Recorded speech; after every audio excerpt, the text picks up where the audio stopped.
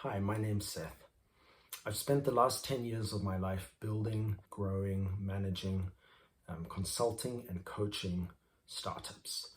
Now, there are a lot of reasons, different reasons why startups fail. But to me, the greatest barrier to running a successful organization is never starting one in the first place. Or secondly, starting one but giving up before it has a chance to succeed. And so if you're someone who is thinking or has always thought of starting their own business but never quite gets around to doing so, or you've started your own business but you've hit some snags and you're getting scared and are considering maybe backing down, then you're in the right place. And I'd like you to please keep watching for a few minutes. I'm going to start off by telling you a little bit about my background. In my mid-30s, I left a well-paid executive management position in a startup to start my own business. Now, at the time, the owner of that business sat me down and expressed some misgivings about what I was doing. And I took it at the time to be a lack of confidence in me. But in retrospect, I see that he could actually just see how naive I was. And I think worried for me getting into a situation that perhaps I wasn't quite anticipating correctly. And it's true.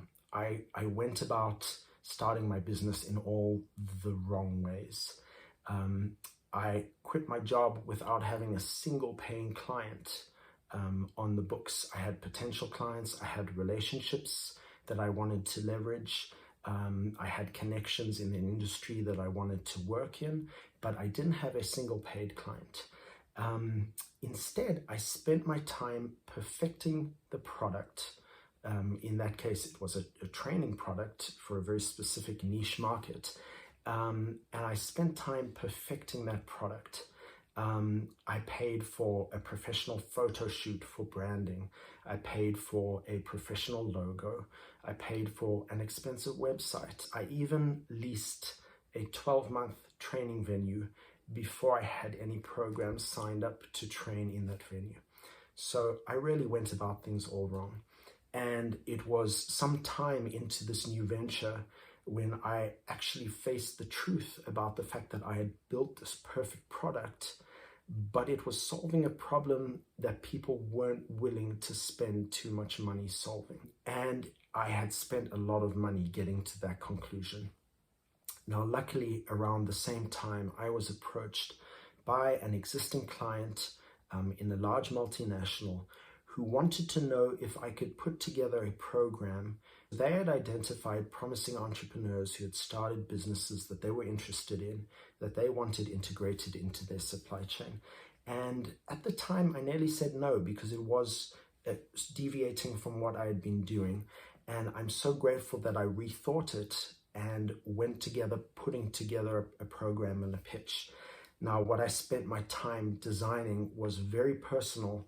It spoke to my experience, some of the learnings that I had achieved from doing things the wrong way. And it really was kind of a raw representation of the things I wish I had known before I had got into business and the things that I had learned managing startups. Still, I didn't feel qualified to be running this program, but I pitched it nonetheless. And I think it was because of the relevance and the personal nature of the pitch that they really liked it. And they decided to run a 6-month trial period.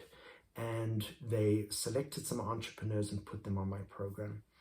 Now, at the time, I think that most of them signed up for the business side of the program. We spent quite a bit of time focusing on the business model canvas, which I had used very successfully in pivoting a few business models in the past. We spoke about the lean startup methodology, which I had completely ignored in starting my own business. And I think that's really what people signed up for. But what I soon discovered was that it was the personal development that really made these entrepreneurs come alive. It was about how we could manage what's up here and stay in the right frame of mind as we navigated difficulties within our businesses. But this really came to a head in a good way and a bad way for me at the time when my business hit rock bottom. At the time, I was finalizing about 11 or 12 different deals with large organizations, and I had about $1 million worth of business that looked really imminent. In each of these cases, we had gone through a long approval process. We were fairly far down that approval process, and I was expecting an answer within a number of weeks. And in each case, the company had committed to the spending within a very short period of time. And so I was really excited because it looked like, having overextended myself financially, having got our family into all sorts of debt, like our financial tidings were about to change. And yet, sadly at the time, within a period of about 2 weeks, every single one of those deals fell through. So I found myself standing in front of these really promising, intelligent, successful entrepreneurs, feeling like a complete fraud because I was supposed to be guiding or coaching them when my business was actually falling apart. And so I did the only thing that I could at that time, which was to follow the principles of courage and vulnerability that we had built the program on, and tell them exactly what was happening. And so I told them about how broken I felt. I told them about the humiliation of having, and the heartbreak of having to sell my wife and I's beautiful home that we had bought just a few years prior and move back in with my parents. I told them about the gnawing insecurity and self-doubt that was completely challenging my confidence at this point. And that's when something really, really special happened,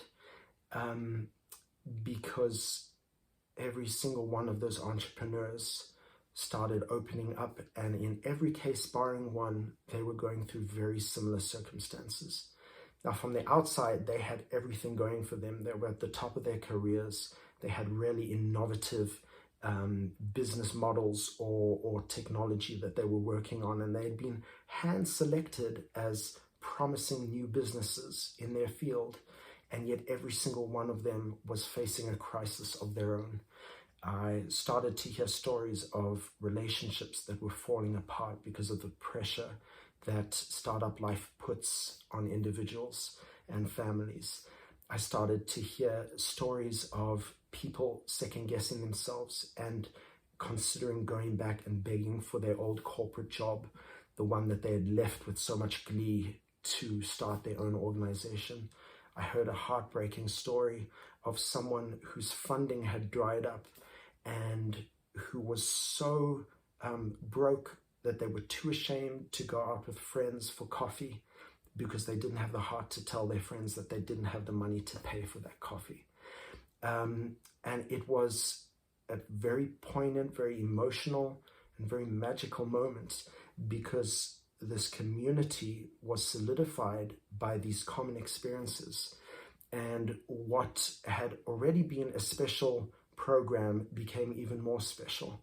At the end of the 6 months, this organization was so impressed with the results of the program that they not only expanded it, but made it an annual recurring event. And so my true career was born. And I tell you this story for 3 reasons. Firstly, every single business owner who starts out makes mistakes. Every startup has a different story, but there are better and worse ways of going about things. There are ways of testing your product market fit without spending a bunch of money on it first. There are ways of getting people to help fund the early stages of your business as you tweak or fine-tune your value proposition. There are better and worse ways of doing things, and it pays to know these things before or as soon as possible as you get into your new venture.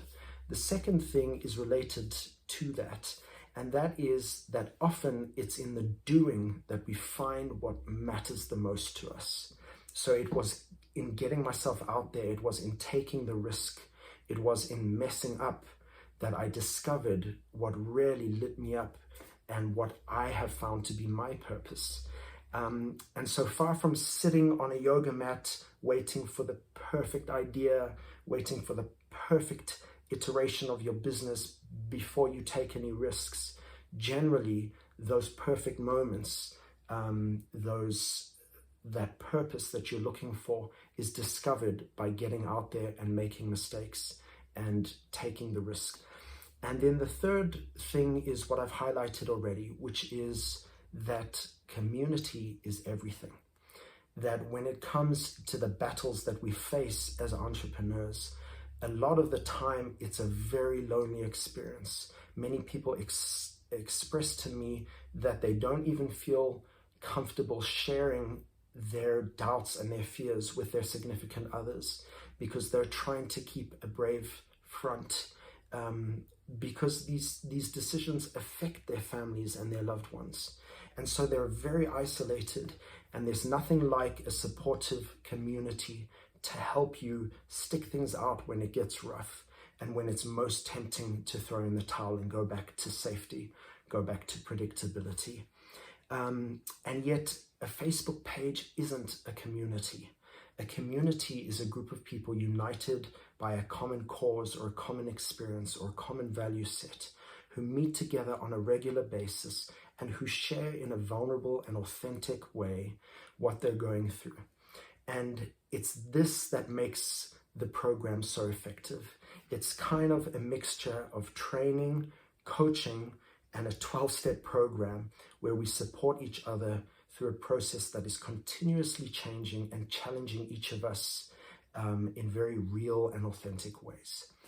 So the reason I put this video together was to elicit your feedback on whether I should take this program online and offer to people like yourself what I've been offering only through a corporate environment. So if you could, please take 20 minutes or take a moment to book a free 20-minute consultation with me. It's completely obligation free. You get to ask as many questions as you like about the program, how it's structured, what it costs, and I get to understand a little bit more about what you're going through and how I could build a program in a way that would fit the needs that you have in your business. Thank you so much for your time watching this. Please take a moment to book a consultation, and I really look forward to meeting you.